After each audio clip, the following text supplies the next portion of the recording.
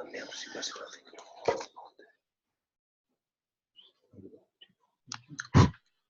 Pourquoi c'est muet?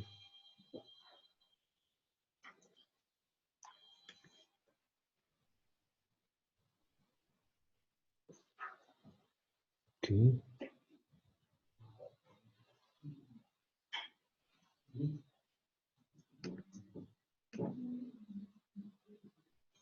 Pourquoi c'est...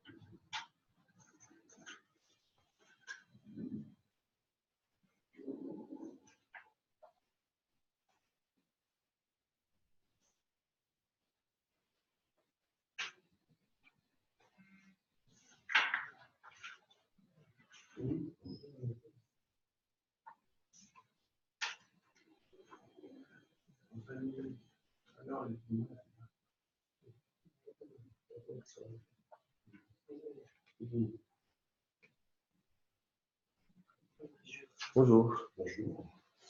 Bonjour.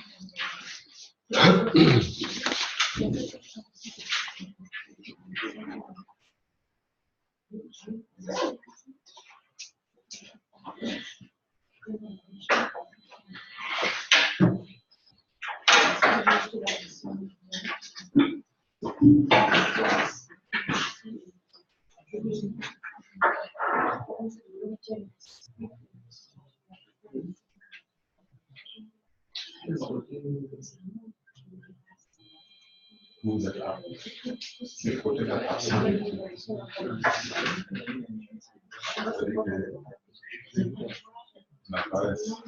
On n'apparaissait pas dans l'écran. On n'apparaissait pas dans l'écran.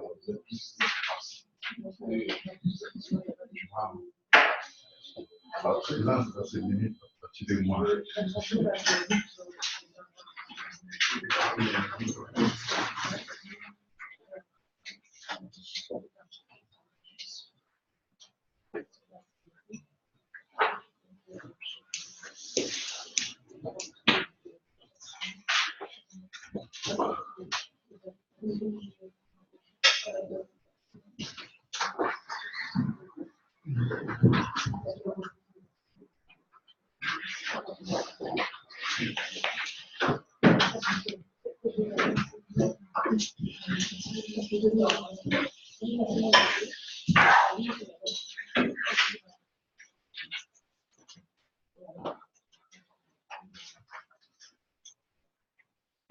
Bien, donc je vous propose qu'on commence.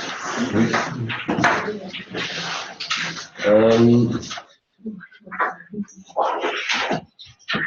Ce que je vais essayer de faire maintenant, c'est ne pas être trop long, ne pas refaire tout le cours. Donc, parce que j'ai entendu des échos qui me disaient que parfois je parlais trop, mais pas. Et donc finalement, le but n'est pas de refaire le cours, mais le but est vraiment de répondre à vos questions-réponses par rapport au module 3. Donc, on est au module 3.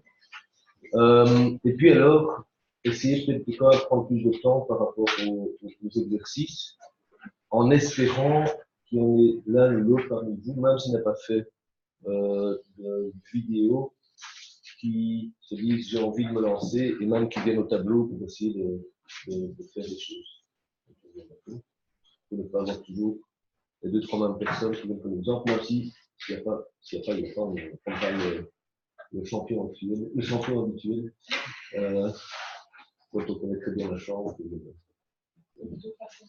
Comment? Et le beau plafond, tout à fait. Bien. Ok, donc on est module 3.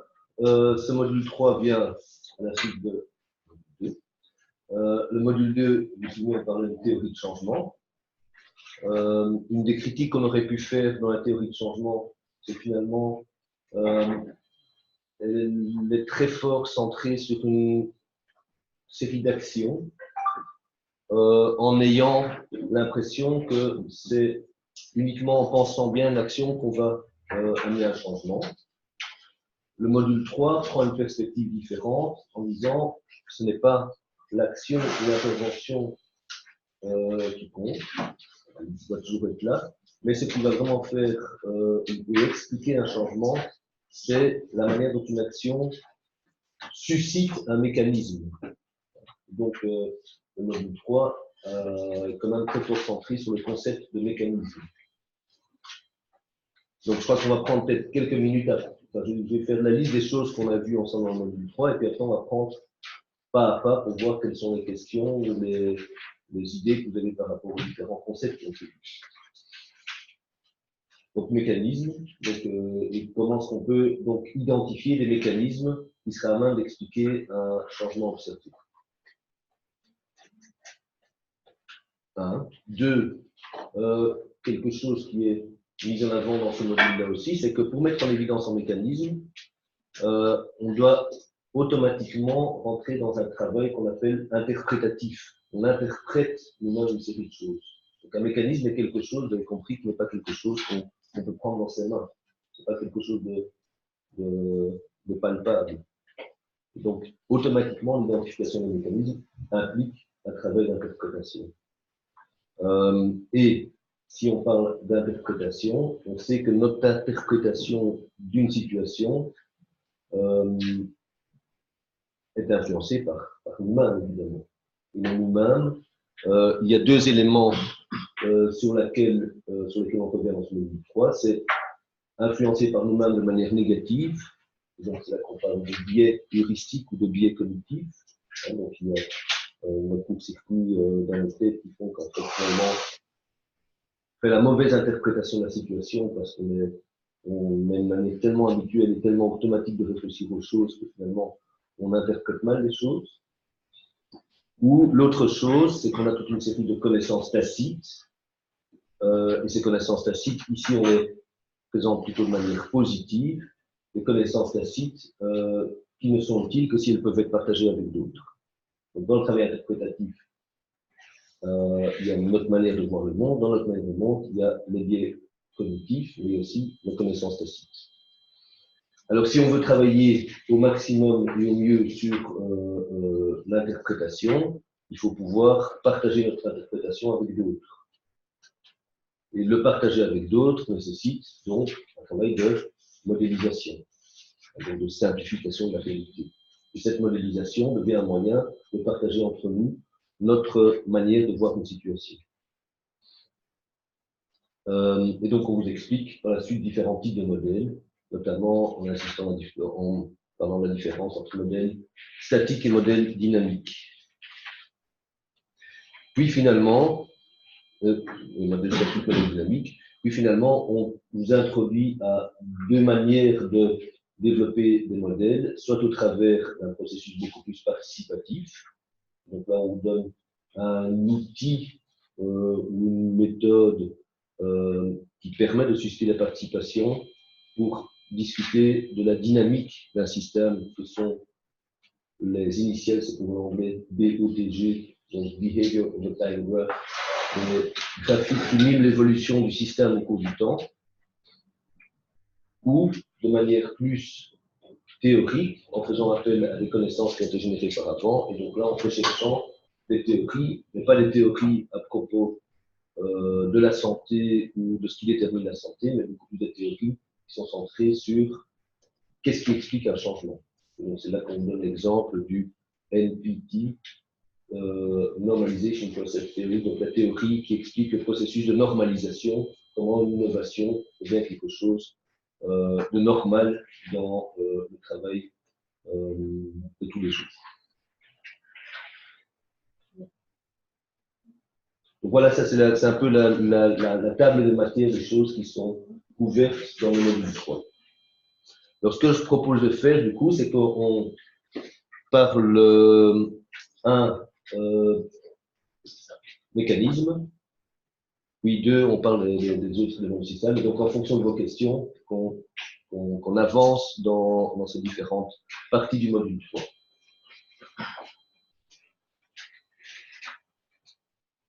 Peut-être pour déjà répondre à une première question qui a été mise sur le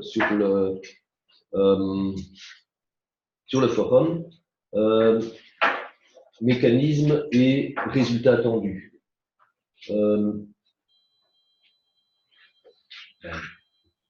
Est-ce que j'oserais vous poser la question, pourquoi est-ce qu'il faut toujours un résultat attendu quand on parle d'un mécanisme? Oui. Vous répondez oui, on ne répond pas oui à pourquoi, mais je comprends, oui, il faut toujours un résultat attendu, effectivement. Donc, en fait, en gros, c'est clair qu'on étudie, on se rappelle, on étudie un système par rapport à un outcome, par rapport à un résultat qu'on définit pour ce système. Donc, une même situation peut être décrite comme un système de différentes manières. Et une de ces différentes manières, c'est le résultat que l'on veut de ce système. Si ici on est un système, si le résultat du système c'est une meilleure compréhension du concept de mécanisme, c'est pas la même chose que si le résultat c'est être ensemble pour avoir suffisamment de choses. Donc le résultat du système est quelque chose de tout à fait toujours capital et va influencer bien sûr la manière dont on va chercher le mécanisme. Est-ce que parmi vous, il y en a qui ont des exemples de mécanismes par rapport au sujet sur lequel ils travaillent? Et là, il ne faut absolument pas avoir peur parce que le concept de mécanisme est quelque chose qui, même auprès des plus grands experts de l'évaluation prévise, parce que ça fait très fort référence à le réalisme critique. Même les plus grands experts, parfois, ne s'entendent pas sur ce qu'est un mécanisme. Est-ce qu'il y en a parmi vous qui ont des idées qui sauraient décrire un mécanisme par rapport au sujet sur lequel ils travaillent?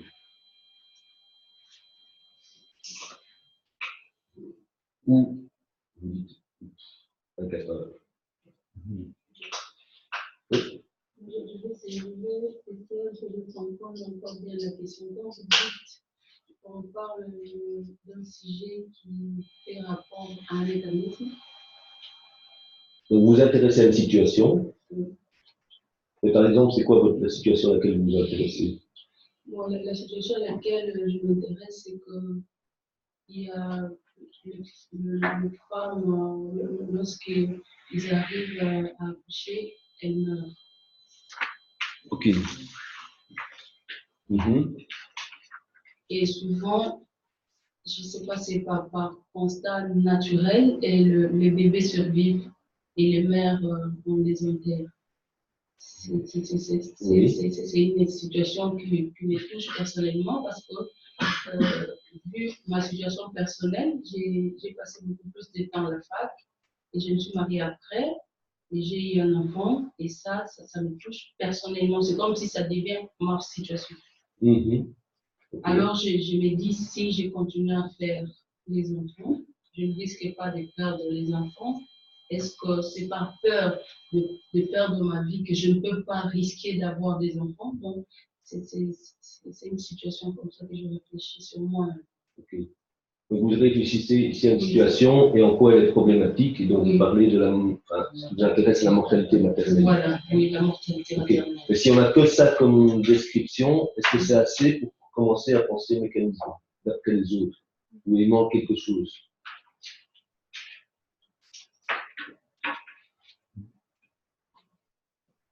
Oui.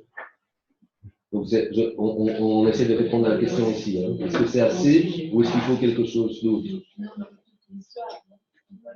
Mais qu'est-ce que l'histoire doit raconter? Elle doit être en lien avec quoi?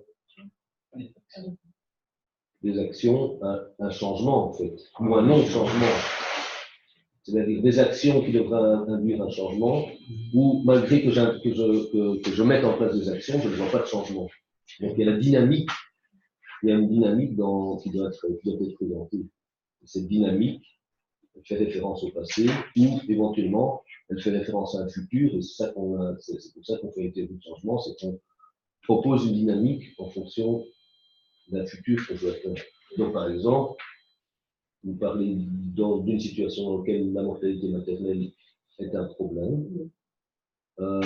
Du coup, vous devriez pouvoir raconter une histoire qui explique, finalement, comment fait-on pour réduire la mortalité maternelle dans ce contexte-là. Vous travaillez sur une théorie de changement qui effectivement identifie une série d'actions possibles. Vous continueriez en disant, mais ok, probablement ces actions, elles pourraient être bien mises en œuvre, comme elles pourraient ne pas bien être mises en œuvre. Elles pourraient être bien mises en œuvre, elles pourraient ne pas bien être mises en œuvre. Ça va dépendre notamment d'une série de mécanismes qui vont être suscités et qui ne vont pas être suscités. Est-ce qu'il y en a qui ont en tête une histoire de changement qui pourrait se prêter à l'identification d'un mécanisme? Oui. Bon, je viens d'Haïti. Je suis en train de passer sur une pathologie, c'est comme une épidémie, donc qui jusqu'à présent tue les gens en Haïti depuis après 2010. C'est le choléra. Donc, après 9 ans d'existence de cette pathologie de diarrhée, dont les enfants meurent, les adultes, tout, et je suis en train de penser à quel mécanisme ou quelle action que je pourrais mettre en place pour diminuer le taux du choléra en Haïti, parce que bon, on est presque à 8 ans du tremblement de terre, et jusqu'à présent, il n'y a pas vraiment une diminution des cas de choléra en Haïti. Okay. C'est une problématique que je suis en train de penser. Est-ce que ça, ce serait un bon point de départ pour commencer à réfléchir à des mécanismes ou pas? Oui. Il manque des éléments, ça c'est sûr. On a le thème. Et on a la dynamique aussi. Oui. Hein. La dynamique, on sait que depuis 8 ans, malgré qu'on voudrait éradiquer le choléra, mais ça continue sans arrêt. Ça continue sans arrêt. Et on sait qu'il y a des organisations internationales qui sont venues pour essayer et ça ne marche pas. Donc ça veut dire que les actions, malgré qu'on mette en place des actions, les choses restent stables. Ça veut dire qu'il y a quelque chose qui est caché. Ce quelque chose qui est caché est probablement un mécanisme. Donc, un mécanisme, donc on peut de nouveau se rappeler, je vous ai expliqué dans le module de quel type de mécanisme on parle. Vous vous souvenez? Comment? Vous avez parlé des modèles. Non, de mécanisme, d'abord. Je vous ai appelé, je parlais de mécanisme situationnel. Hein, donc, je suis un individu dans une situation. Et en fait, la situation fait que moi, comme individu, je me comporte d'une certaine manière. Donc, c'est le contexte social qui m'influence moi-même. Vous avez des mécanismes dits action-formation, où moi, comme personne, de par mon. Je dis les choses avec mes mots, de par mon histoire de vie, mais finalement, je vais changer ma manière de penser, du coup, ma manière de faire les choses. Ou alors des mécanismes transformationnels où moi, comme personne, je deviens capable de changer une situation plus sociale dans un système qui est souvent un système social. Donc les mécanismes dont nous on parle ici sont des mécanismes plus d'ordre social ou d'ordre plus psychologique. Donc on suppose par exemple que dans le cas du choléra, on pourrait avoir des mécanismes d'ordre social qui font que finalement le choléra continue à persister malgré qu'on mette en place toute une série d'actions. Et ce mécanisme social fait que les choses restent très stables. En fait.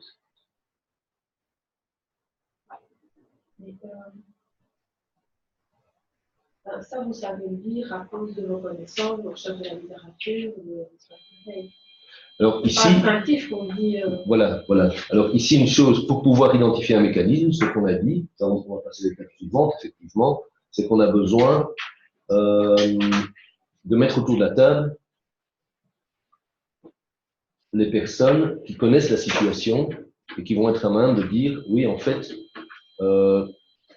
la situation du choléra reste stable parce que A, B, C, D. Et donc, il y a des personnes qui connaissent la situation, qui ont des connaissances tacites par rapport à la situation, qui vont, donc en faisant échanger ces personnes-là, on arrive à identifier des mécanismes potentiels. Je sais pas moi, enfin, bon, il y a des mécanismes qui sont liés au, je m'imagine, au, en gros, le choléra, ça s'attrape comment, pour rappel? Oral fécal. Mais donc, c'est pas les gens qui boivent dans des puits qui sont infestés, c'est des gens qui boivent plus de l'eau de la rivière ou de l'eau contaminée, mais plus dans les rivières. Et donc, très clairement, c'est parce que il y a des gens qui font leurs besoins dans la rivière et d'autres gens qui boivent la même eau de la rivière. Et donc, c'est comme ça que se transmet sans arrêt le choléra.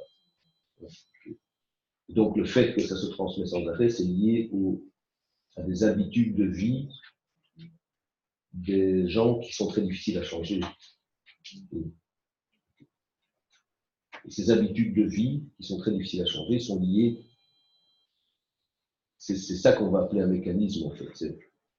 On n'arrive pas à changer le choléra parce que les gens ont une manière de vivre qui ne change pas facilement. Et ce n'est pas une question de les éduquer, c'est parce qu'il y a encore d'autres choses qui sont sous-jacentes, en fait, qui font que les gens ne changent pas.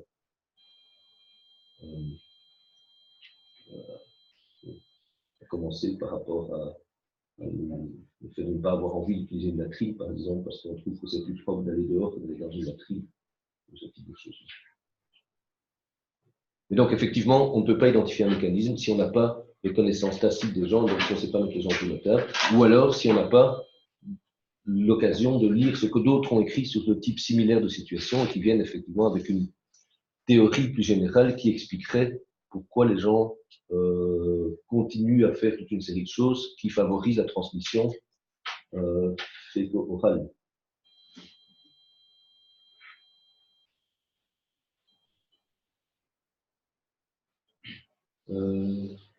Oui. Une question. Dans le module, vous expliquez que les mécanismes étaient en lien l'action et le contexte. À partir de cet exemple-là, vous pouvez nous dire comment c'est bien là dans le mécanisme. C'est une bonne question, je suis pris à court. Mais en gros, je vais d'abord répondre de manière très générale. En fait, l'idée c'est que, par exemple, on construit des latrines. Ça, c'est une action.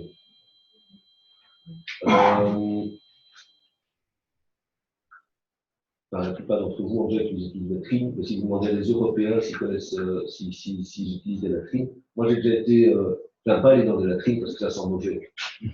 Si je peux aller uriner, je vais aller uriner dehors, je ne peux pas aller uriner dans une latrine parce que ça sent beaucoup trop mauvais dans la latrine. Donc en fait, il y a toute une série de choses qui fait qu'il ne suffit pas juste de construire une latrine. Pour que cette latrine soit vraiment efficace et pour qu'elle soit vraiment utile, il faut que les gens l'utilisent. Et donc, pour que la latrine soit efficace à couper la transmission orofécale, il faut qu'elle soit utilisée.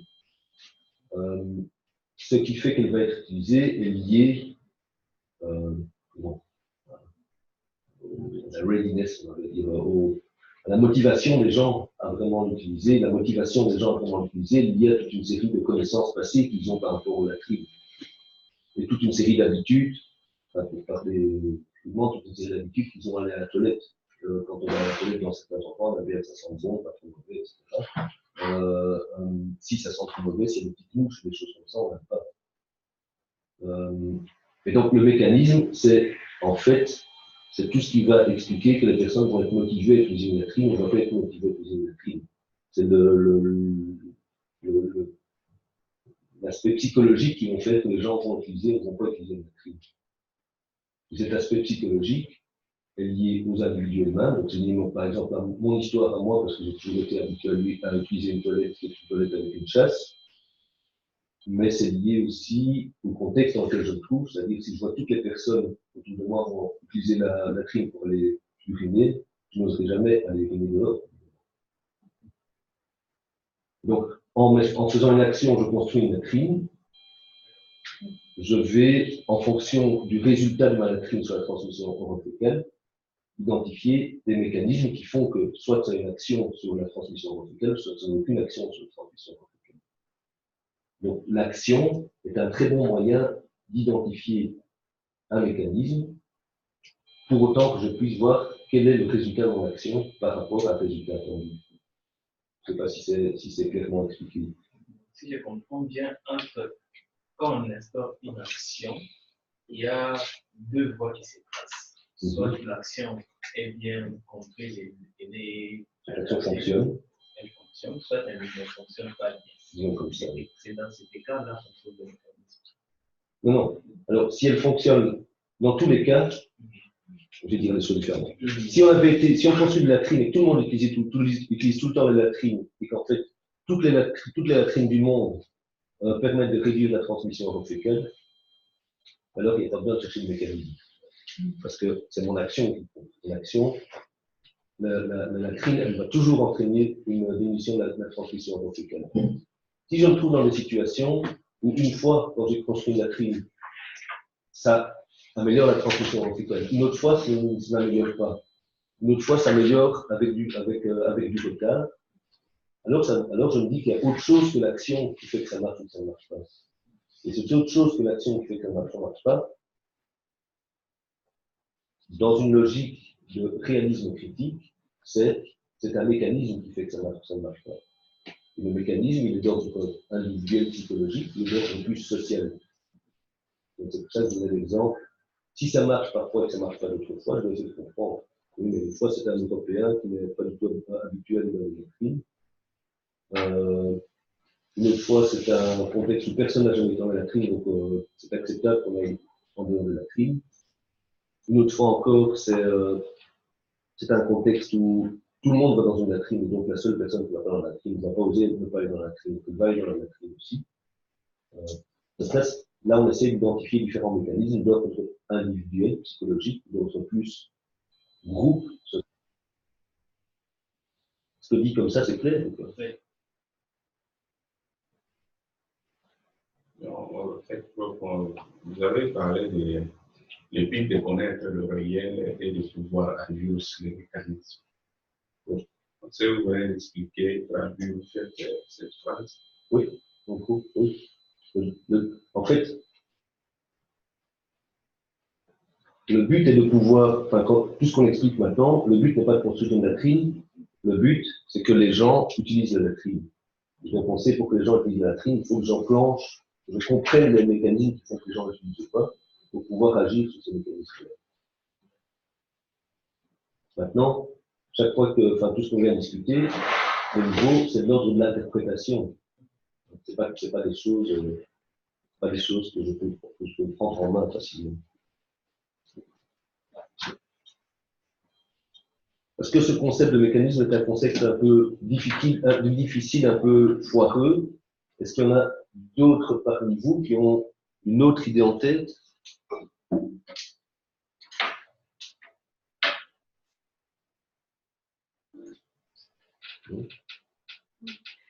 Comme ça, c'est déjà un peu plus clair, ou bien pas encore? Pas encore trop. Oui. Je vais me rappeler avec mon histoire. Oui. Pour essayer de voir si j'identifie un mécanisme. Donc, la situation sur laquelle je travaille, c'est la présence des médecins. Vous parlez fort, en fait. La situation sur laquelle je travaille, c'est qu'on a constaté qu'il y a maintenant des médecins au niveau de la première ligne de soins à l'RDC, ce qui n'est pas réalisé jusque-là. Oui. Et donc, si on essayait de mettre, par exemple, des actions, le gouvernement se décide aujourd'hui de mettre des actions pour essayer de réguler cette présence-là. Il dit, par exemple, c'est bien, on va mettre des médecins au niveau de la première ligne, mais il faut qu'ils aient une formation un peu plus particulière. Donc, l'intervention ou l'action sera de former ces médecins-là dans une formation un peu particulière. Mais maintenant, c'est là qu'il y a des soucis. Le résultat attendu de ça, c'est quoi? Le résultat attendu serait qu'au niveau de la première ligne, il y ait des médecins capables de faire un lien entre la communauté et la deuxième ligne. Donc, ils seraient comme des médiateurs. Et les médecins deviennent des médiateurs entre la communauté et l'hôpital, en fait. Pour, en fait, finish n'est pas séparer la deuxième ligne et aussi, il faut réguler parce que la première ligne ne doit pas aussi se réguler la deuxième ligne. Donc, le résultat attendu serait que on voit, par exemple, les taux d'utilisation des services de première ligne augmenter, ou celles de deuxième ligne se stabiliser, ou encore les prestations qu'on voyait avant la régulation au niveau de la première ligne, par exemple, des chirurgies non adaptées, diminuer. Et donc, les mécanismes maintenant, on les trouverait dans le sens où on voit réellement si les taux d'utilisation des chirurgies assez poussés au niveau de la première ligne diminuent ou ne diminuent pas du tout, ou encore de la deuxième ligne, voir si il y a des références qui sont très très bien élaborées au départ et qui nécessitent ces niveaux-là. Et du coup, dans ces gaps-là, je vais chercher un mécanisme.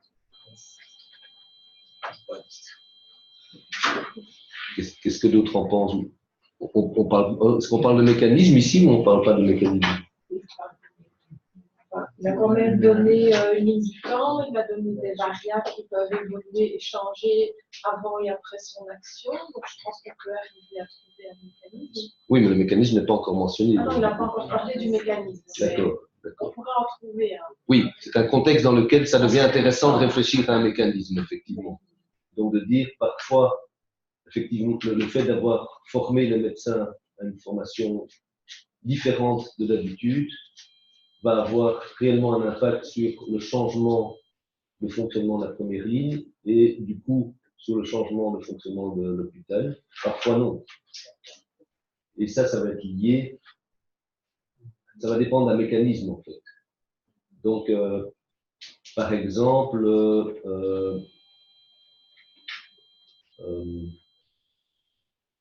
un mécanisme pourrait être très bien lié à l'image que le médecin de première ligne, l'image véhiculée du médecin de première ligne qui ne fait pas de chirurgie. Donc, j'espère que je ne dis pas trop de bêtises, mais l'image véhiculée du médecin de première ligne peut être tout à fait positive, comme elle peut être tout à fait négative.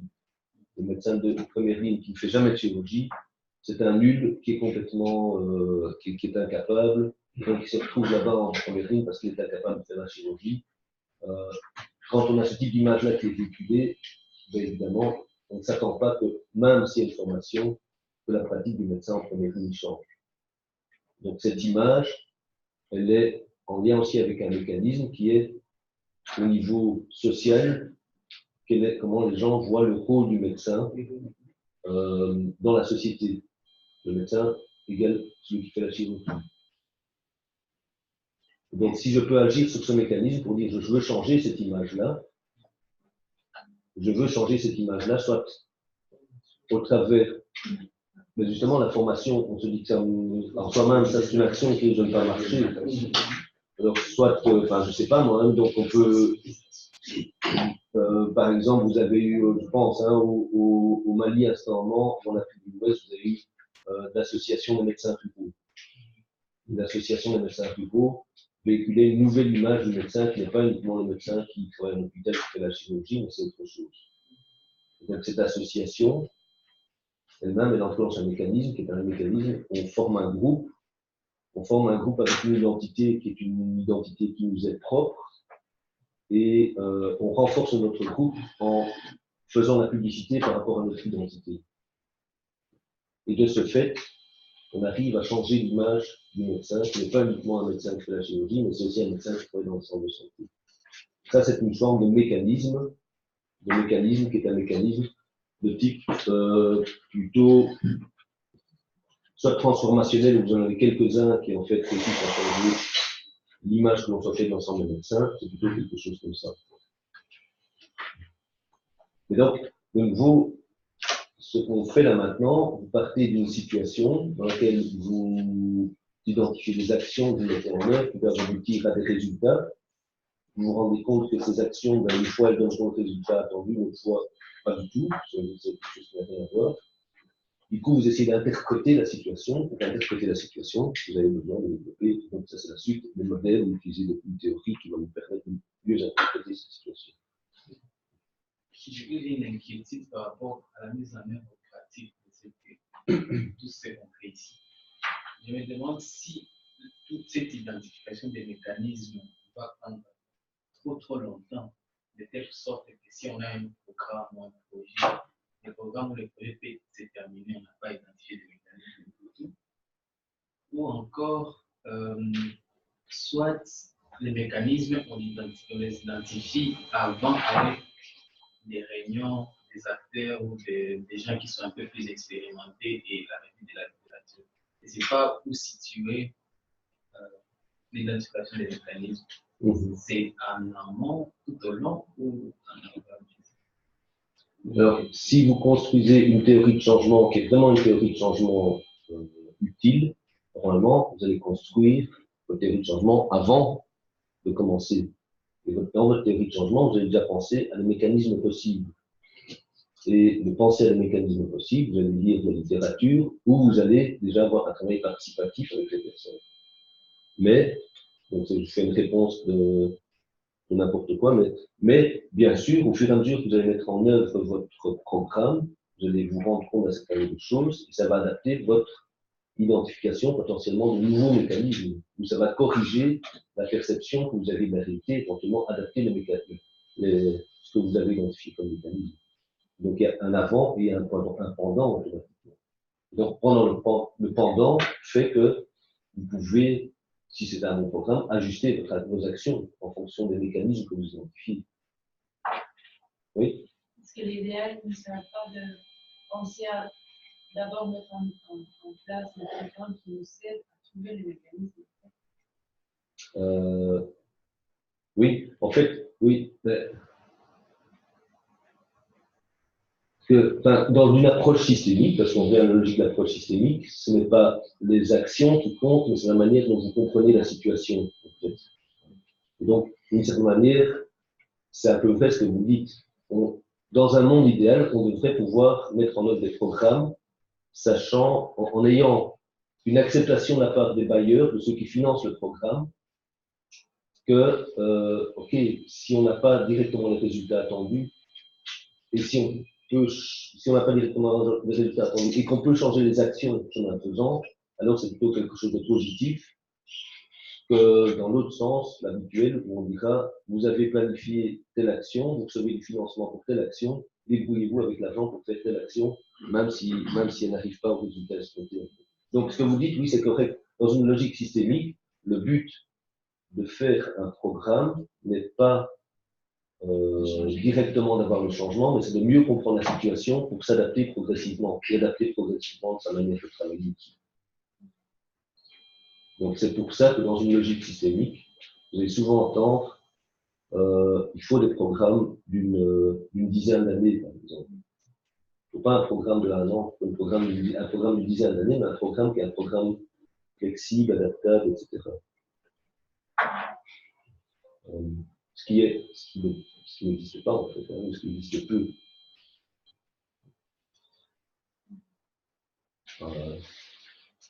En Belgique, moi je vis ce type de choses-là. Donc c'est exactement ce type de situation-là où vous avez, je prends toujours mon exemple des soins intégrés en Belgique, vous avez des programmes, un financement de projets de soins intégrés, on leur a demandé de faire un plan d'action au départ, et on leur dit vous devez arriver à des résultats après 4 ans.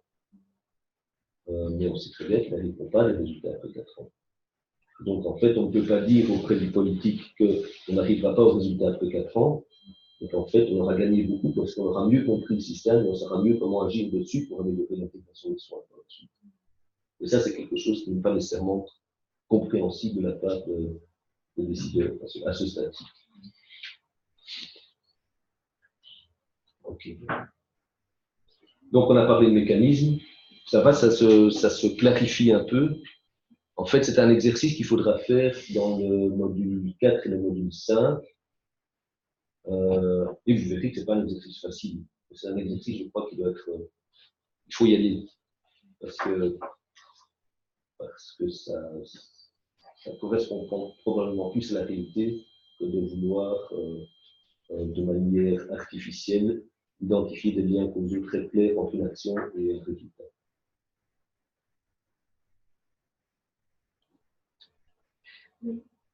À la fin du module 3, la dernière vidéo, elle est très très courte, approfondissant notre début de changement, identifiant les mécanismes. On arrive à identifier les incertitudes, etc. Mais est-ce qu'à la fin du module 3, on est déjà à même, non, on n'est pas encore à même d'expliquer les mécanismes. Identifier les mécanismes. Identifier, disons, des endroits où il y a des mécanismes. Mais identifier les mécanismes eux-mêmes. Ils ne sont pas présentés de manière très claire à la fin du module 3. On dit. On doit y arriver, vous allez encore donner un exemple dans le module 4. Vous devriez faire des hypothèses vous-même par rapport à des mécanismes potentiels.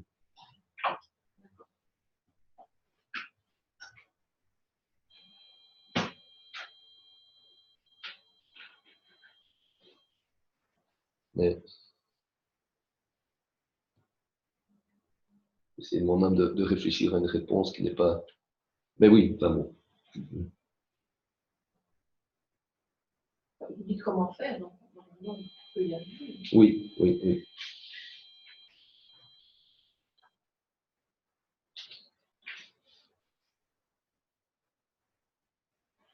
Est-ce que mécanisme, ça va?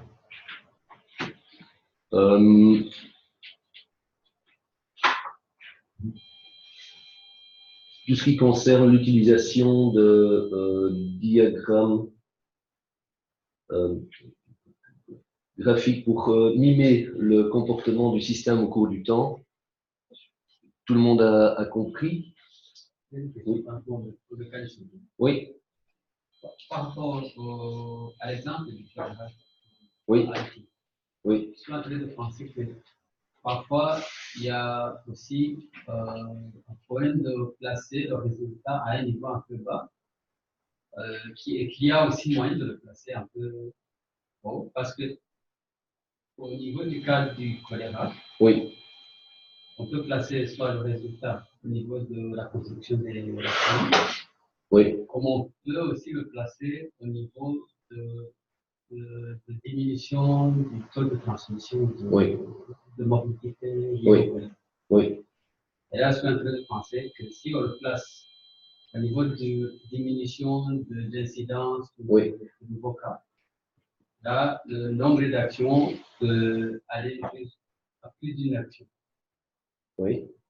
Et là, du coup, il y a beaucoup de mécanismes qui sont en danger, pas seulement les mécanismes qui sont liés seulement à l'utilisation. Oui, il y a plusieurs mécanismes qui sont en jeu, ça c'est possible. Mais ce n'est pas parce qu'il y a beaucoup d'actions qu'il y a beaucoup de mécanismes qui sont en jeu. Donc il n'y a pas un mécanisme, pas une action, un mécanisme. Le mécanisme, c'est de nouveau comment un groupe réagit, ou comment un individu réagit, et comment, de par la réaction du groupe ou de l'individu, on peut comprendre qu'un changement survienne ou ne survienne pas. Donc dans le cas du choléra, c'est comme ça. Mais c'est pas, donc c'est important, c'est pas une action, un mécanisme, un résultat nécessairement. D'accord.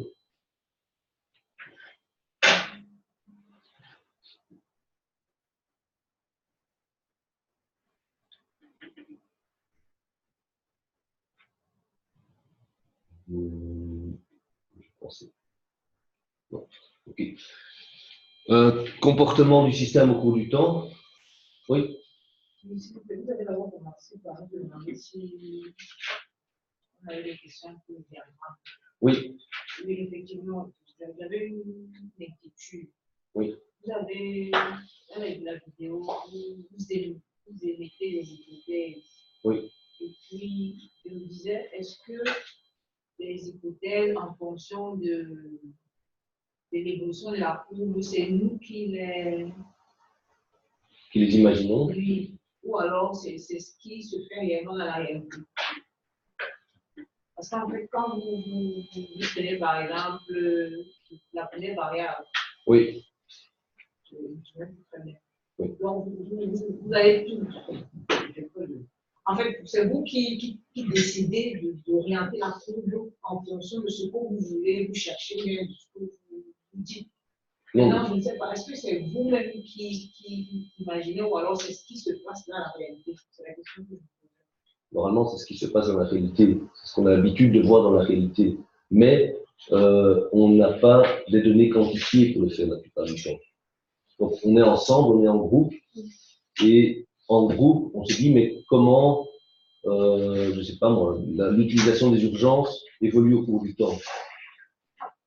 Ah tiens, on pense qu'elle augmente plutôt. D'après ce qu'on voit, d'après ce qu'on connaît, il semble qu'elle augmente. Et depuis que on a fait une réforme sur le fonctionnement des services d'urgence, on voit que ça continue à augmenter, par exemple. Donc tout ça, c'est un travail qui est un travail où on échange nos connaissances de la situation entre nous. L'intérêt du BOTG, c'est de pouvoir échanger les connaissances entre nous. En pratique, dans le travail que vous faites vous-même, vous n'avez pas l'occasion d'échanger ces connaissances entre vous, donc vous faites ce travail sur base de vos propres connaissances. Donc, de manière, vous participez avec vous-même, ce qui est théorique, évidemment. Ce qui s'observe dans la société, dans l'autre. Dans votre réalité, oui, c'est ça. C'est quelque chose qui est réaliste, quoi, en fait. Oui. Oui, enfin, oui, je vais vous contredire et puis vous me remettrez à ma place. En fait, au départ, on a dû raconter une histoire. Oui. Et puis, on a créé une trajectoire pour améliorer la situation. Oui. Donc, d'accord que la trajectoire qu'on a créée, on l'a imaginée. elle n'est pas forcément existante. Ok. Ou bien elle est existante sur base du... Ok. Vous voyez? Non. Et donc à partir de là, quand on fait notre BOTG, ce sont des hypothèses d'évolution de la courbe. Oui. Dans ce cas-là. Oui, mais ça devrait être des hypothèses relativement réalistes quand même. Donc vous avez tout à fait raison. En fait, vous avez raison de me contredire. On fait un BOTG sur base du passé, ce qu'on a observé dans le passé, ça c'est une manière de faire et de se dire, dans le passé on a observé que, et on a vu qu'à face à tel événement, mais finalement l'évolution n'allait pas dans le sens que je le pensais. Et effectivement, vous avez tout à fait raison. On vous demande aussi de travailler par rapport à une théorie de changement. Et par rapport à une théorie de changement, et c'est comme ça que c'est fait dans le module 3, là, vous dites, dans le futur, je...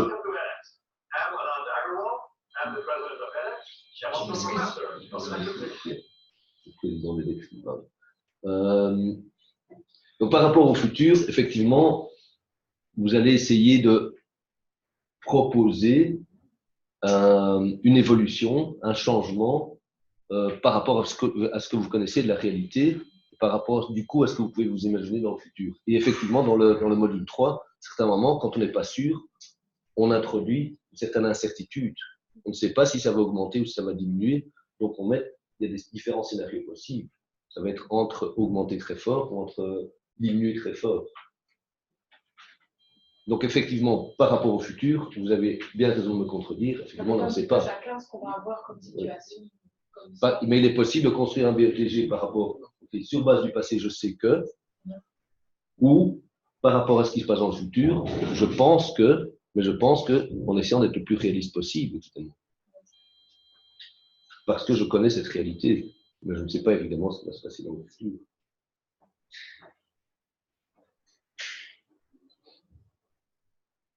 Maintenant, la situation idéale, c'est la première, c'est celle que madame dit, c'est d'avoir vécu la chose, parce que ça sert.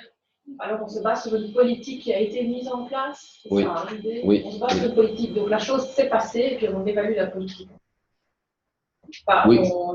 Comment est-ce qu'on peut identifier des mécanismes sur base des changements qu'on a observés? Ces changements, ce n'est pas nécessairement des changements mesurables, c'est des changements qu'on essaie d'illustrer nous-mêmes au travers de ce graphique. Quelque chose qui est déroutant, je crois, pour la plupart des gens qui utilisent ce type de graphique, c'est qu'ils s'attendent à avoir des vraies données, en fait. Mais les vraies données ne sont pas toujours disponibles. Par contre, il y a des données, il y a des connaissances qu'on a dans notre tête, qu'on peut échanger entre nous en utilisant cette approche-là. Par exemple, ça a plutôt monté ou ça a plutôt descendu. Oui. Parce qu'en fait, je me posais également la question. Dans le cours, vous parlez de l'approche participative. Oui. Et de l'approche théorique. Oui. Et donc, justement, vous faites le parallèle. Oui. Et donc, quand je regarde le graphique, je me posais la question de savoir, est-ce qu'ici, il faut également tenir compte de ce qui est dit dans la littérature, puisque dans l'approche théorique, oui. vous parlez de ce qui est dit dans la littérature. Oui. Oui. Et donc là, je vais voir l'idée que si on dessine un graphique, est-ce que c'est nous-mêmes qui décidons de ce qui doit arriver? Oui. Ou alors c'est ce qui se dit dans... Donc l'exercice qu'on fait ici, dans le MOOC, on utilise le BOTG dans une logique participative. C'est une manière d'échanger entre nous nos connaissances tacites par rapport à ce qu'on connaît, par rapport au passé ou même par rapport au futur. Donc on échange entre nous. Maintenant, bien sûr, ce qui n'est pas dit dans le MOOC, mais ce qui me semble logique, c'est que si on a l'opportunité de se nourrir de ce qu'on connaît de la littérature de pouvoir enrichir ça, bien sûr. Et donc, c'est logique de pouvoir, d'une certaine manière, mélanger les deux. C'est juste que dans le MOOC, pour rester le plus clair possible, on va commencer à mélanger ces deux logiques-là, sinon ça devient encore plus confus que ce que ça pourrait être. Okay. Donc, c'est la pédagogie qui fait qu'on sépare très fort les deux. Dans la pratique, c'est clair qu'on va, si on a l'opportunité, regarder ce que d'autres ont écrit quand ils ont été confrontés au même type de choses. Ce qui est pratique, c'est que avec le BOTG, même si les personnes qui participent, elles ont des avis différents, il y a moyen de refléter les avis différents et c'est justement ça qui peut enrichir la réflexion. Oui, on peut dire telle personne pense qu'elle va plutôt dans ce sens-là, telle pense dans ce sens-là. D'accord. Oui, mais non, mais Oui, c'est d'identifier les zones d'ombre ou les zones où il y a vraiment des accords, des zones où tout semble tellement évident. Et en fait, là, on va essayer d'identifier plus ou de travailler plus sur des mécanismes sous-jacents. C'est là où il y a des zones d'ombre, a priori, plutôt que des zones où tout est évident pour tout le monde. Si tout est évident pour tout le monde, ben, on sait quasi prévoir comment les choses vont se passer et on sait très facilement expliquer pourquoi les choses se sont passées. Donc, du coup, ça ne sert à rien de se casser la tête pour identifier ces fameux mécanismes.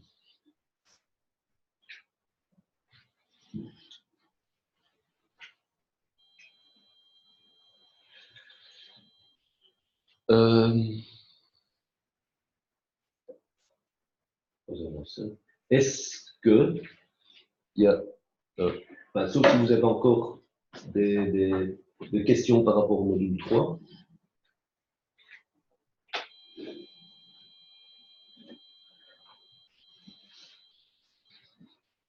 Est-ce qu'il y en a? Oui? Oui. Excusez-moi, en fait, c'est que je voulais proposer des études comme vous l'étiez à trouver le mécanisme. Oui. En fait, je réfléchissais, mais je ne me retrouve pas très bien. Oui. Donc, moi, je pense travailler sur les dames, les femmes qui accouchent à domicile, la raison de l'extrême nord du travail. Oui. Donc, ça, c'est le problème. C'est vrai que c'est le problème. Donc, ça, c'est mon thème. Les femmes qui accouchent à domicile au Cameroun. La région du Nord. La région du Nord du Cameroun. Maintenant, les acteurs, c'est en zone rurale. Oui. C'est pas au niveau, c'est au niveau primaire. Oui. Et puis, les acteurs, c'est les professionnels de santé de proximité, les médecins, les infirmiers. Il y a également la communauté. Il y a les relais communautaires qui font des sensibilisations auprès de la population, dans ce sens. Dans ce sens pour les amener à venir consulter et pouvoir donner naissance à des enfants dans les hôpitaux. Ce sont les actions. Les acteurs. Les actions, c'est sensibiliser et éduquer. Maintenant, vous allez parler du contexte. Le contexte, c'est.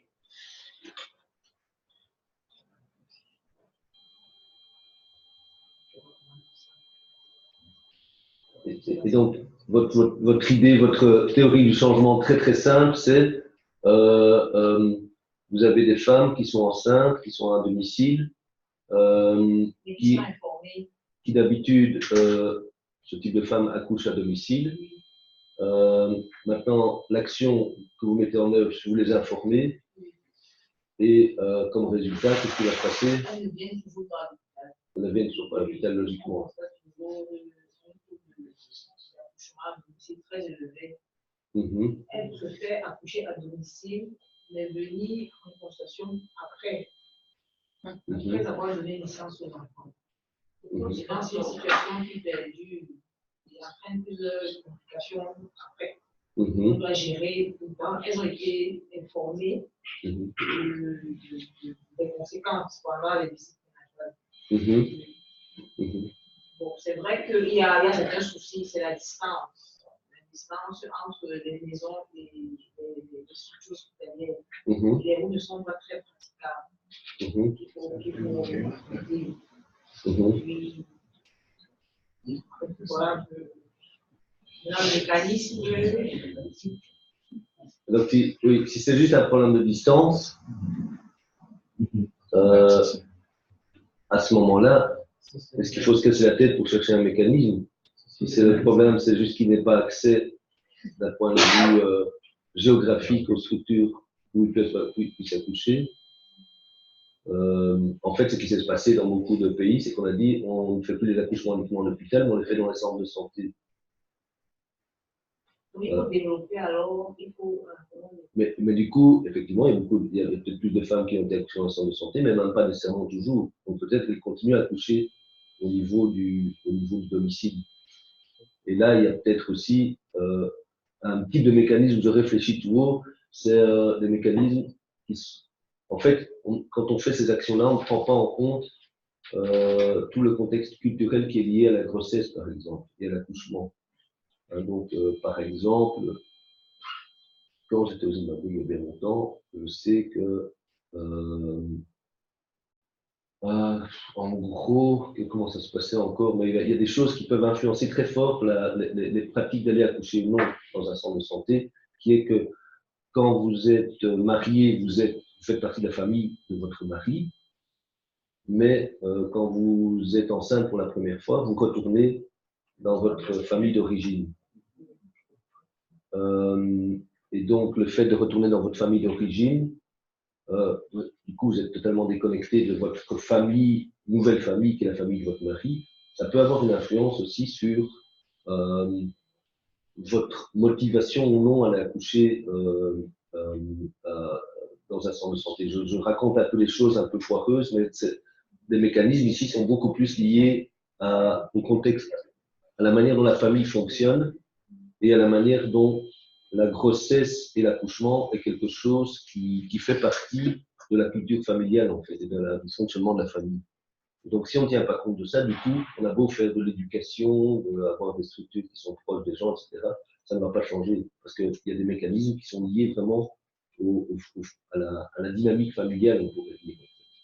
Donc, ça ce serait on est dans un domaine dans lequel on va essayer de, si on n'agit pas sur le mécanisme, qui est le mécanisme lié à la dynamique familiale, on ne va jamais pouvoir changer les pratiques d'accouchement en dehors. Ou alors, une autre chose, mais ça c'est beaucoup plus basique, mais je sais bien qu'au Pérou, dans les Andes, les femmes refusent d'accoucher sur des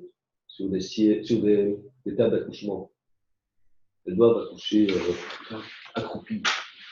Et donc, si elles n'accouchent pas accroupies, elles doivent accoucher accroupies avec un accouchant sur un tapis. Sur un tapis. Et donc, si ça ne se passe pas comme ça, dans ce contexte-là, donc les Andes péruviennes, mais c'est pas quelque chose d'acceptable, en fait.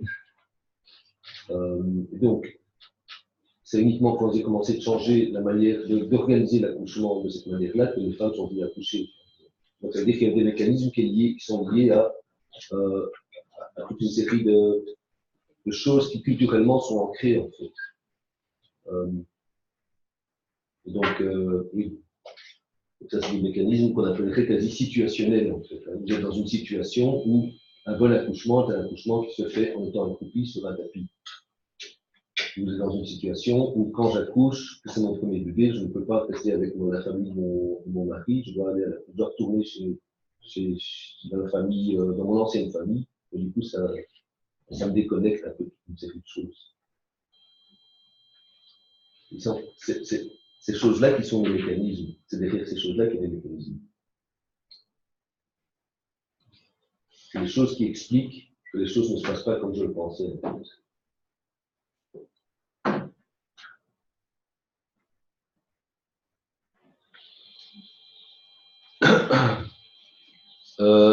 Donc, comme j'allais dire, mais je crois qu'on a déjà eu pas mal de petits exemples, donc c'est bien.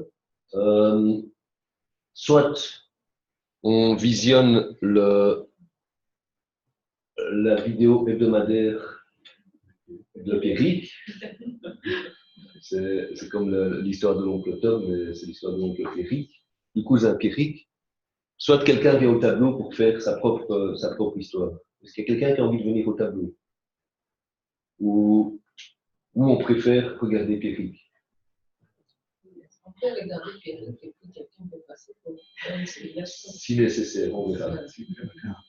Donc je propose du coup qu'on regarde le Pierrick et j'espère que l'assiduité de Pierrick ne vous freine pas vous-même à faire ce type de travail. Donc normalement, ça devrait vous encourager. Donc ça devrait vous encourager parce que vous vous rendez compte que c'est possible en fait. C'est possible et qu'il faut, de nouveau, il ne faut jamais avoir peur. Oui. J'ai une proposition, c'est un peu la vidéo. Oui. J'ai une histoire qui ressemble un peu à celle des miennes. Oui. Ce n'est pas la mienne en fait. C'est une histoire qui ça va être un problème d'accouchement à domicile et puis des penseurs, parce que je ne sais pas lesquels on essaie d'identifier les problèmes. Oui. Ils ont identifié les problèmes, et ils ont trouvé des solutions, ils ont essayé d'adapter, ça a marché. Donc, je serais prêt à la compter Ouais. et on fait tout. Mais je souhaitais que tous ensemble, on puisse monter l'histoire. Et je raconte l'histoire, mais on la dessine ensemble pour que tout le monde participe. Sans prétention. On fait les choses de manière participative, c'est ça. Mais vous construisez votre BOTG. Ici, ce qu'on fait maintenant, c'est construire un BOTG. On va voir comment ça va. C'est ça le but. Hein. Donc, un graphique qui explique la dynamique du système au cours du temps. Vous êtes prêt à faire ça au tableau? Oui, mais ensemble. Mais oui, d'accord, ensemble. Ensemble, bien sûr. Ok, donc bienvenue. Donc, ce qu'on va faire, vous voyez, on retourne les choses face au tableau. Et donc, du coup, vous venez ici au tableau. Ah, d'abord la vidéo. Ah, d'accord. Ah, non, parce que, je sais pas, on verra si on aura le temps pour les deux, mais effectivement, on va essayer. Vous n'avez pas compris. Donc, ce qu'on peut faire, c'est partager l'écran avec ceux qui regardent le MOOC de loin. Je vais faire ce.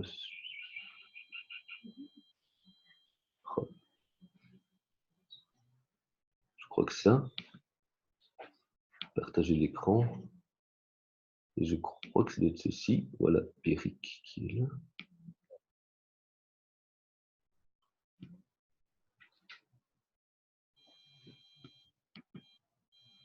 Alors, grand écran ici.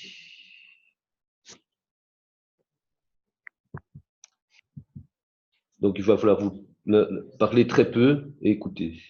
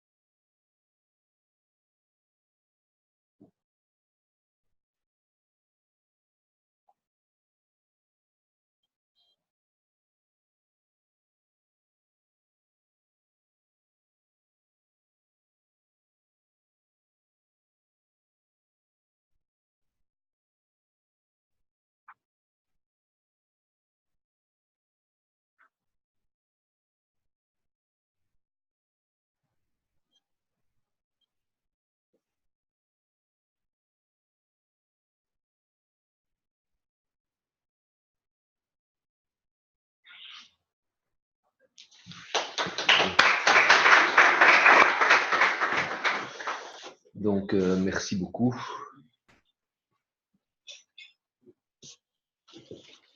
Donc, on a eu deux choses, le BOTG et la tentative d'identification d'un mécanisme au travers en utilisant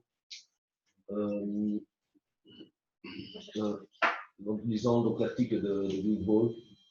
Et je ne sais pas si c'est tout à fait en lien avec une série de théories par rapport à quand on explique un changement par des mouvements sociaux, en fait. Donc, c'est les mouvements, les mouvements sociaux et comment un mouvement social se crée qui explique un changement beaucoup plus que les actions qui expliquent un changement. Je ne sais pas si c'est en lien avec ça. Comment on arrive à créer un mouvement social qui va être moteur de changement, en fait. Un peu comme on a des manifestations ou ce type de choses-là, on peut imaginer ça dans des organisations. Okay. Des commentaires ou des questions par rapport à ce qui a été dit? Des questions. Des questions, oui. Pardon? Ce travail, il y a pris combien de temps? À faire, à réaliser. Ah, ben, question. Pratique et c'est intéressant. Du temps, quelques heures. Quelques heures, parce qu'il a fallu déjà bien comprendre, essayer de bien comprendre, essayer de transposer à la situation.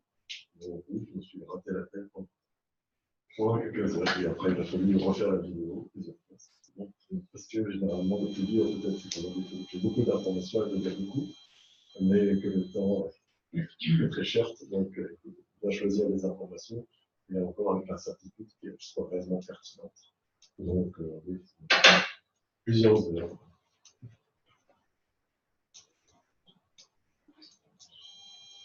Oui, et pourquoi vous posez cette question-là? C'est une de la suite que ce n'est pas un travail simple. Que ce n'est pas Un travail simple. Ah non, d'accord, ce n'est pas un travail simple, effectivement. Quand vous avez un examen de statistiques, ça vous prend du temps à bien comprendre la logique statistique. Quand vous avez un cours sur l'approche systémique, ça vous prend du temps à comprendre c'est quoi l'approche systémique. C'est malheureusement un peu inhérent, je crois, au sujet, qui est un sujet pas encore suffisamment approfondi et pas encore suffisamment diffusé, qui fait que ça reste, c'est très neuf pour la plupart d'entre nous. Et donc, oui, ça prend du temps, effectivement. Maintenant, une fois que vous l'aurez fait, si je veux être très scolaire, vous en êtes débarrassé pour la suite. Donc, dans ce cas-ci, par exemple, dans le cas de Péric, il a déjà tout déjà fait, quoi, évidemment. Même si ça a pris du temps, mais.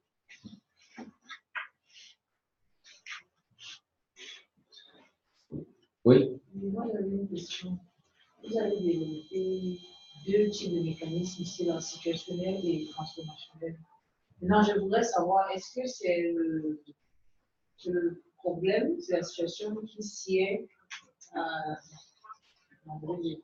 Est-ce que c'est votre problème qui vous a orienté pour le développement de ces deux types de mécanismes ou bien c'était volontaire? Ou alors, pourquoi n'avoir pas choisi les trois ou un seul? Alors, je me suis basé sur une théorie de changement. Le brouillon que j'ai essayé d'expliquer pour illustrer ma théorie de changement. Et dans cette théorie de changement, j'avais identifié plusieurs actions adjuvantes par rapport à certains buts. Donc j'ai identifié, je me suis dit, par rapport à ces buts-là, quelle action j'ai envie de me focaliser. Et je me suis dit, par exemple, les visites à domicile, je verrais plus comme un mécanisme transformationnel. Parce que si on voulait prendre ça à un niveau macro, moi j'avais compris la chose, je vais pouvoir expliquer, je vais pouvoir illustrer au moins cette action par ce mécanisme-là. Après le set d'action, je me suis dit, ça c'est vraiment quelque chose qui est contextuel par rapport à ma situation, puisqu'elle va devoir engager divers professionnels en association avec la communauté et les associations. Donc de cette place, ça va être quelque chose de beaucoup plus concerté. Et donc là, je serais plutôt dans le mécanisme situationnel, puisqu'on va dire qu'il y a un programme qui a été développé, spécifique, dans le contexte dans lequel j'ai réalisé mon histoire. Et là, je me mets bien un processus participatif pour essayer de décrire ce mécanisme et décrire son évolution de en fonction des actions. Donc c'est vraiment en basant vraiment sur mon histoire. Je me suis dit, tiens, dans mon histoire, vraiment, qu'est-ce qui est contextuel là, qu'est-ce qu'il y a la nécessité de ma participation, vraiment de pêchage de perspective, Les questions, au contraire, pourraient être plutôt une action adjuvante qui pourrait être un modèle standard à pouvoir mettre et dire tiens, ça marche ici, on essaie de transposer ailleurs, et donc potentialiser un processus de jeu. Mais enfin, je trouve que c'est une très bonne question, un très bon point. Par rapport à votre mécanisme transformationnel, en fait, ce qui vous intéresse, c'est comment un travail sur des visites à domicile est quelque chose qui se diffuse, qui se généralise à plus large échelle. Mais donc, vous n'avez pas encore identifié le mécanisme qui va permettre à ce que ça se généralise. Non, alors j'ai vu. Alors, mais c'est pas du tout une critique, hein, c'est juste pour qu'on s'assure qu'on comprenne bien c'est quoi un mécanisme en fait. J'ai essayé de trouver une théorie qui pourrait dire que c'est possible, ou c'est pas possible, mais sous certaines conditions. Oui, bien sûr, on parle concrètement de mécanisme. Oui. Je suis vraiment limité à l'objectif et à dire ce qu'on veut. Oui, tout à fait. Donc, il faut bien être conscient ici, ce que vous avez proposé pour le deuxième, le mécanisme transformationnel. Effectivement, votre ambition est de trouver un mécanisme transformationnel en vous basant sur la théorie, enfin le bout que Milho propose par rapport aux théories d'ordre plus social et je crois plus en lien avec le mouvement social, ce qui fait qu'un mouvement social se crée ou ne se crée pas. Mais ça ne deviendra un mécanisme qu'à partir du moment où vous pouvez raconter l'histoire. Ben, ok, suite à la mise en œuvre de ma théorie et de mes visites à domicile, d'autres personnes ont commencé à apprendre à faire quelque chose de similaire. Qu'est-ce qu'elles ont fait comme similaire? Pourquoi elles ont commencé à le faire? Dans quel contexte elles ont commencé à le faire? Qu'est-ce qui explique que cette expérience locale est devenue quelque chose de beaucoup plus global en fait? Qu'est-ce qui explique que doit être quelque chose de quand même relativement concret par rapport au contexte dans lequel vous vous trouvez? Donc, c'est d'une certaine manière le mariage de ce que vous observeriez dans la réalité et ce que vous utilisez comme grille de lecture d'une certaine manière avec la théorie de Milho. Donc, c'était juste pour dire qu'il n'y a pas encore en gros de mécanisme concret derrière ce qui est expliqué ici. Et c'est pas une erreur, c'est pas une critique, hein, c'est juste pour qu'on s'entende bien sur le concept de mécanisme. Parce que moi-même, comment comprendre parce que comme ça, c'est vrai que la théorie, dans ce sens-là, me permet de mettre des lunettes particulières par rapport à ces événements-là. Et dire, par exemple, au phénomène de collaboration qui peut être écrit dans cette plus ou moins l'identifier ou pas dans cette situation. Un mécanisme bien expliqué est un mécanisme qui est quand même qui s'explique de manière quand même relativement concrète. Tel groupe a changé sa manière de travailler ensemble. Et donc, ça a eu pour conséquence que d'autres personnes ont commencé à adhérer à ce groupe-là. Et donc, en conséquence, j'ai commencé à observer une diffusion de la pratique qui avait été initialement développée par le premier groupe. Donc, alors, il y a quelque chose que je peux raconter de manière relativement concrète pour que ça devienne un mécanisme qui soit un vrai mécanisme utile.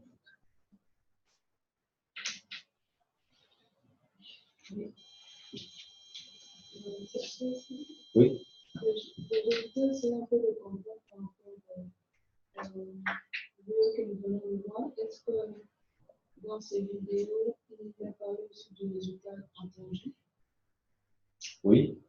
Ça, c'est donc c'est par rapport, si je ne me trompe pas, par rapport aux variables d'intérêt que vous avez mis dans l'axe vertical, en fait, c'est ça? Oui.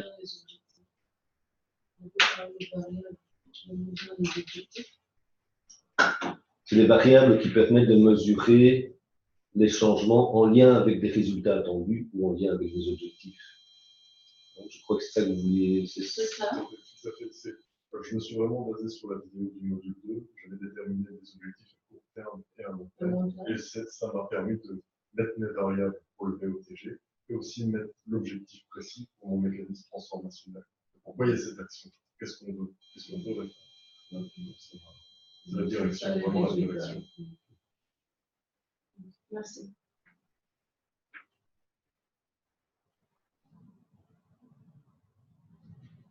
Oui, vous avez peut-être un truc quand vous cherchez dans la littérature, vous devez rentrer des mots-clés. Vous nous avez donné pas mal déjà de bases qui, je pense, nous peuvent nous fournir des mots-clés. Mais est-ce qu'on ne peut pas utiliser déjà notre histoire ou notre trajectoire pour identifier des mots-clés et pour voir les mécanismes qui ont déjà été mis en évidence? Ah oui, par rapport à ce type de situation-là, effectivement, oui. Ça c'est une bonne idée.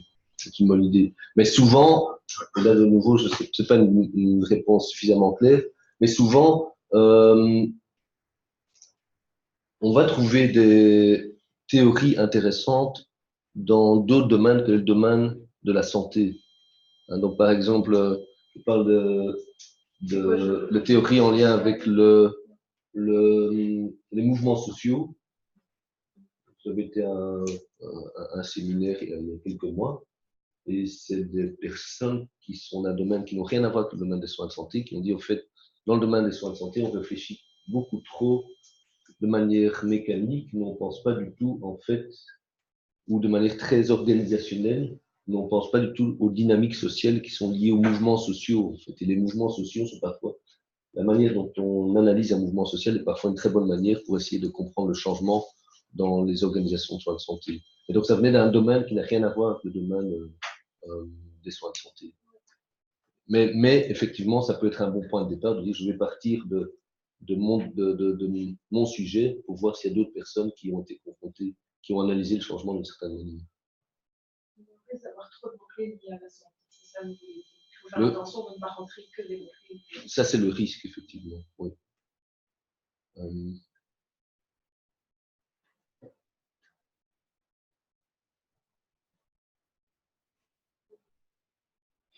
En fait, si on était très, très riche et très tout, l'idéal, c'est toujours de travailler avec des personnes qui viennent du domaine des sciences humaines. Hein, donc, sociologie, psychologie, ces gens-là connaissent des théories qui sont souvent très intéressantes pour nous aider à comprendre une dynamique de changement ou de non-changement.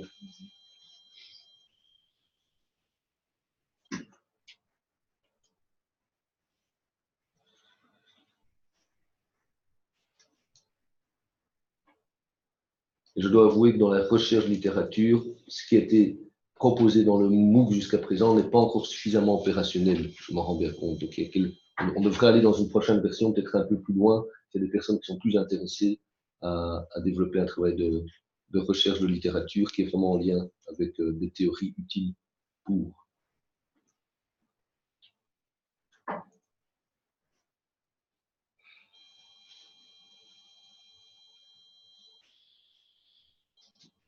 Vous voulez faire une tentative pendant 15 minutes pour essayer de voir comment on construit on construit un BOTG alors, c'est ça? Parfait. On le fait ensemble parce que moi, à seul, je ne saurais pas le faire. Non, on le fait ensemble, bien sûr. Donc en fait, on va retourner.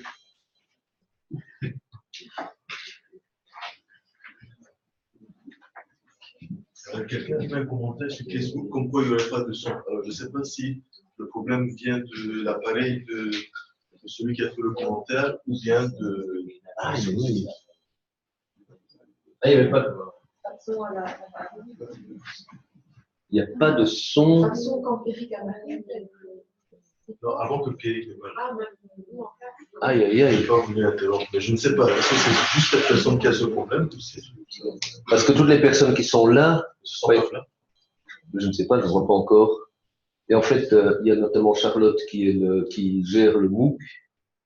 Je crois qu'elle aurait envoyé un message si jamais il n'y avait pas de son du tout. Sauf que peut-être elle fait semblant qu'elle est connectée, mais tout le monde ne dit pas peut-être. Voici à l'antenne, mais je ne sais pas comment faire pour résoudre ça. Je ne peux plus. Non, mais peut-être c'est pas une information même. Parce qu'a priori, non, c'est ça, je vois ici. Je vois que ça marche quand même quand je parle.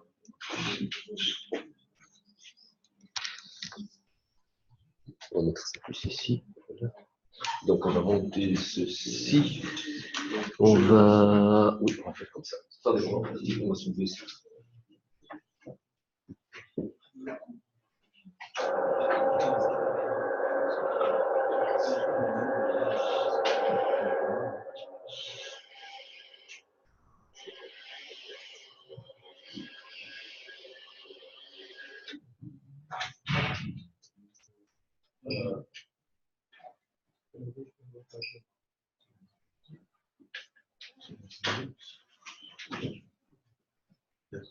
Allez-y.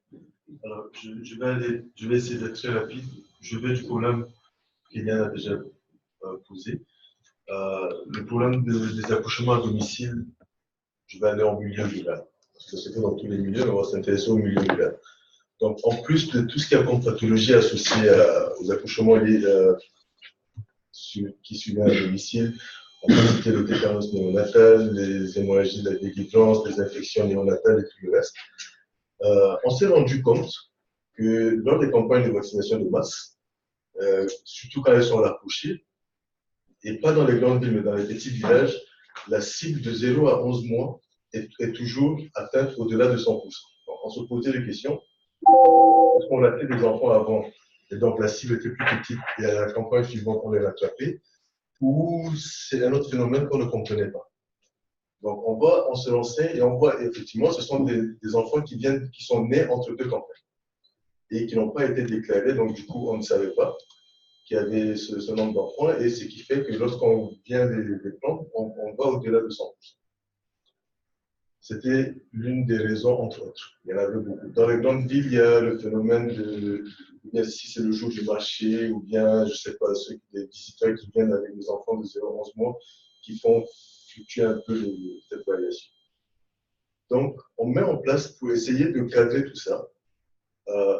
On fait la sensibilisation par le relais communautaire, on encourage les femmes à venir, mais elles ne viennent pas. Donc, on leur met un petit appât en leur faisant des offres. Si elles font l'accouchement à l'hôpital, elles auront une serviette et quelques boules de savon, qui est déjà intéressant. Mais là, on se rend compte que ça ne les attire pas vraiment. Et on rajoute à celles qui vont faire les 3 CPN, les 3 consultations prénatales à l'hôpital ou dans un centre de santé, qui vont accoucher à l'hôpital, on leur donnera un carnet spécial qui fera que lorsqu'elles viendront pour des consultations ordinaires, elles seront prioritaires. Donc, elle vient quand elle veut, elle a son carnet spécial, elle traverse toute la file, elle se met en premier, elle rentre. Ça a commencé à attirer beaucoup plus de femmes à venir accoucher, à se faire suivre à l'hôpital ou dans un centre de santé et venir accoucher à l'hôpital.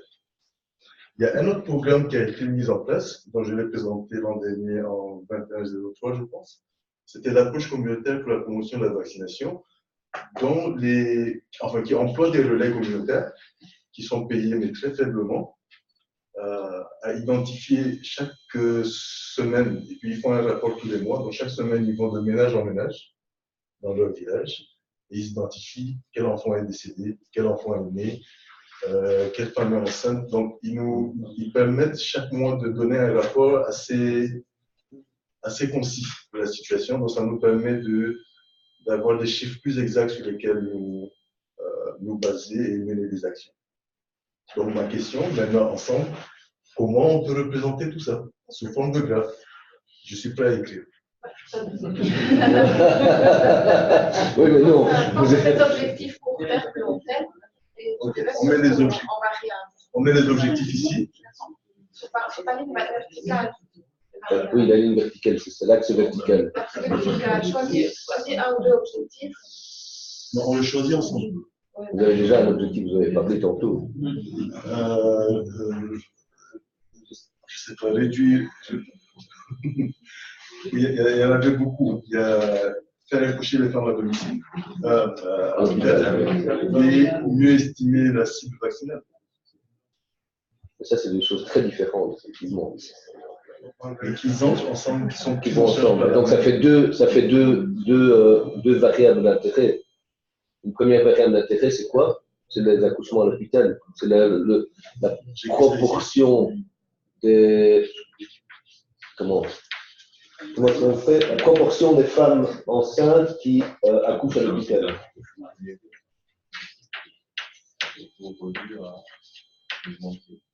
Donc c'est entre 0 et 100%. J'écris ça? Non. Là, vous avez la proportion des femmes enceintes qui accouchent à l'hôpital. On va uniquement prendre ça, on ne va pas prendre l'autre. Donc vous avez raconté votre histoire par rapport aux accouchements à l'hôpital. Vous avez identifié, il me semble, combien d'événements on a noté? Il a essayé et puis ça a marché ou ça n'a pas marché, puis il a essayé et puis ça a marché. Deux. Moi, je me souviens de deux aussi. C'est quoi l'événement? Ils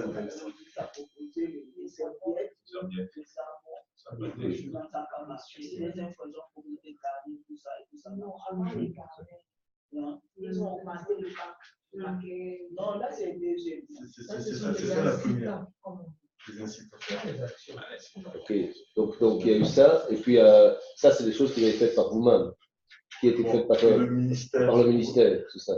Ce pas des choses qui se sont passées de manière spontanée, qui sont passées en dehors du ministère. Et donc ça veut dire que vous aurez au moins deux moments, et il faut voir à quel moment ça a été fait, mais oui, quelque chose comme ça.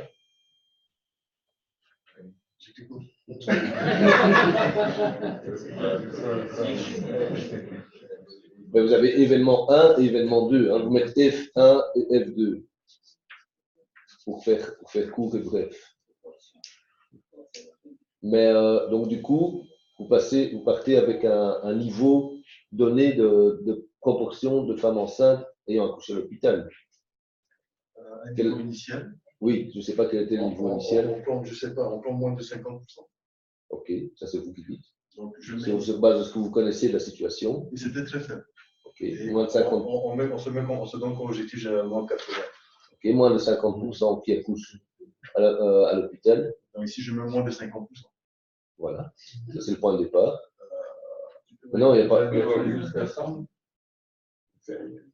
En fait, ce qui compte, donc vous avez un point de départ, puis alors l'évolution jusqu'à l'événement 1.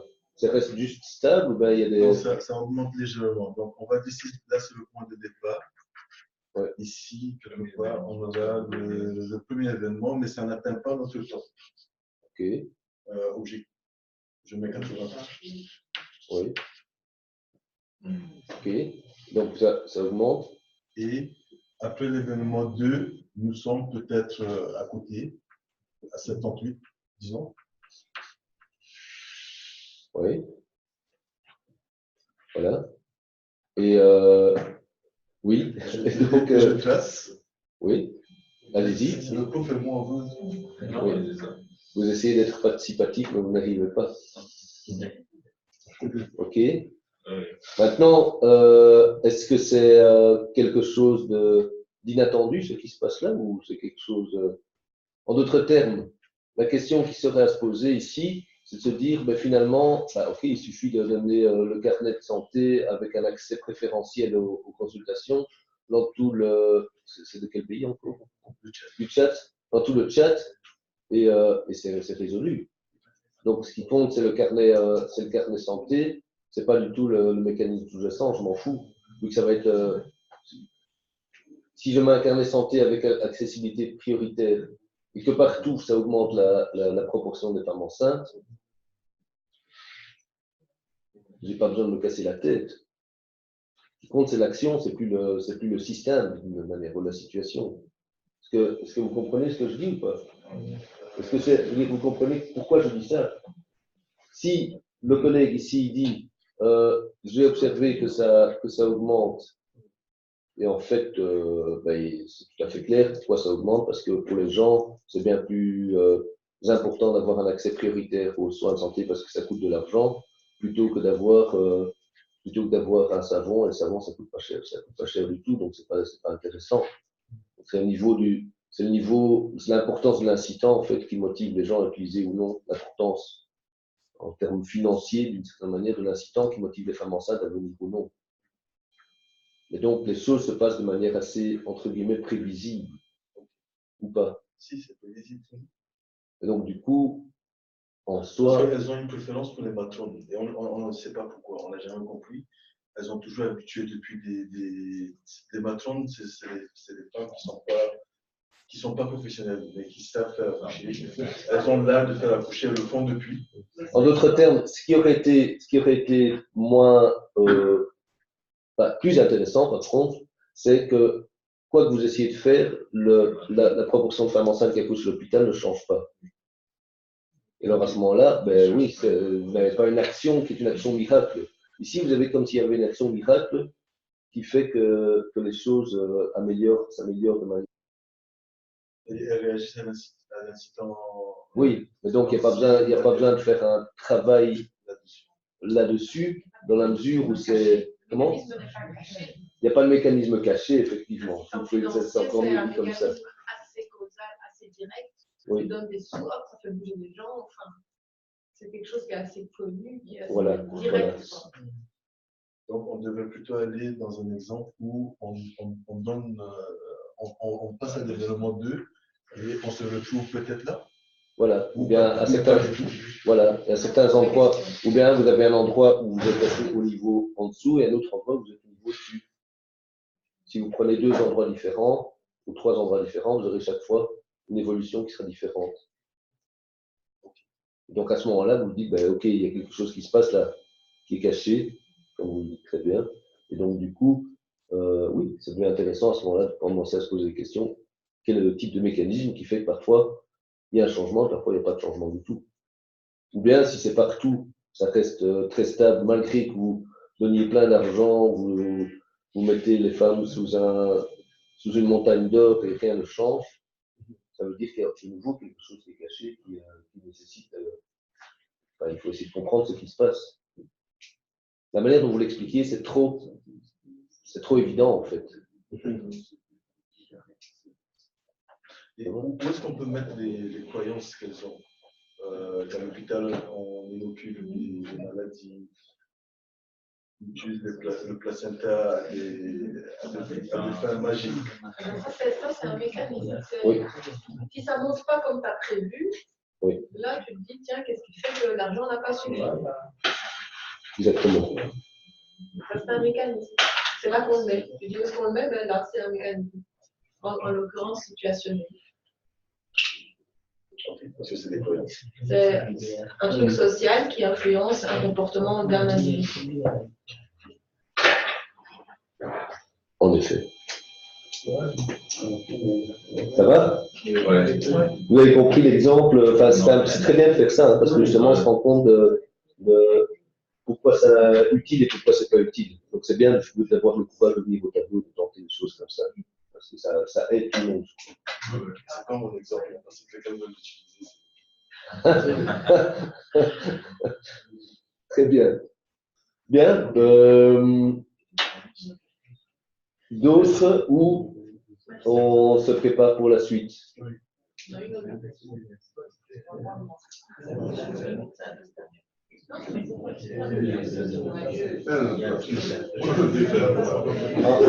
Enfin, ce que je vous propose, parce que l'idée n'est jamais de prolonger trop tard cette séance-ci, c'est de se dire la chose suivante. La semaine prochaine, c'est semaine de pas de webinaire, sans webinaire. Je vais dire semaine de vacances, mais ce n'est pas de vacances pour vous, mais que vous allez devoir voir les modules. Module 3, maintenant le module 4 et puis le module 5. Charlotte et moi, la semaine prochaine, on va prendre du temps pour bien revoir les vidéos qui ont été mises sur, pour les différents modules. Donc, si vous avez envie de mettre des vidéos, c'est entre maintenant et également lundi soir prochain, mardi soir prochain. Parce qu'à ce moment-là, on commence à regarder un peu les vidéos. L'idée sera de faire une sorte de synthèse. Il y a des vidéos pour le module 1, donc il y en a quelques-unes. Mais s'il y en a d'autres qui ont besoin de mettre pour le module 2, voire pour le module 3, ce sera tout bénéfice. Parce qu'à ce moment-là, on va faire un commentaire sur base de ces vidéos-là. Ça, c'est 1. 2, le prochain webinaire, donc c'est pas la semaine prochaine, c'est la semaine d'après, du 20, enfin, comme vous voyez. Et là, on couvrira module 4 et module 5 en même temps. Et donc, on prendra peut-être un petit peu plus de temps pour le webinaire, parce que ces 2 modules qui sont quand même importants. Et puis alors, on aura un dernier webinaire. Et là, l'objectif de ce dernier webinaire, c'est qu'avec vous, j'essaye on essaie de voir ensemble qu'est-ce qu'on fait de tout ça, en fait. Donc, revenir de manière pratique en quoi ça peut nous servir, ce que vous faites là maintenant. Et donc, ce serait une sorte de webinaire conclusion, avec peut-être une conclusion concrète qui manquera du MOOC, mais que j'aimerais bien apporter au travers du webinaire. Ça va? Donc,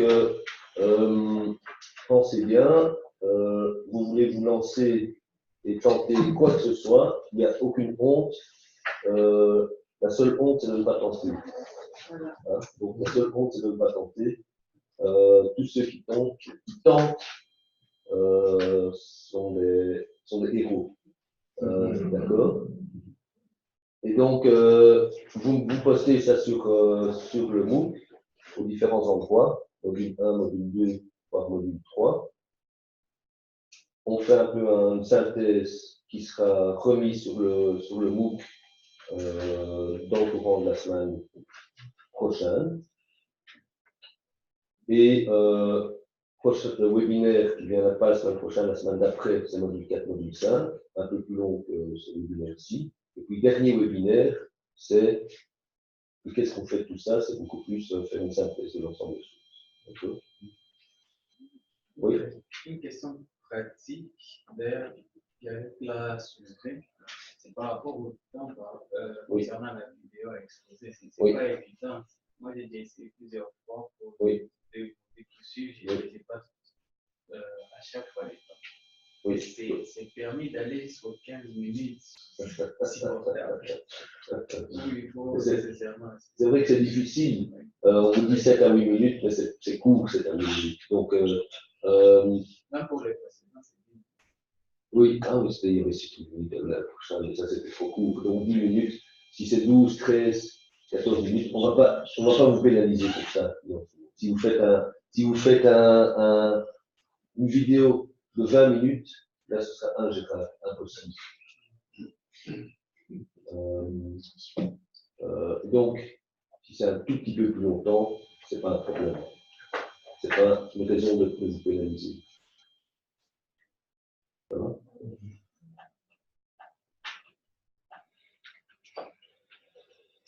Bon, vous y arriverez? Oui. Comment? On n'est pas être limité. Ah non, vous allez tenter de ne pas être limité. C'est ça. Très bien, bonne suite d'après-midi. Et aussi, n'hésitez pas à poster des questions sur le questions et réponses. Vous voyez que chaque fois qu'il y a des questions, moi j'essaie de les reprendre pour le webinaire. Parfait, bon après-midi.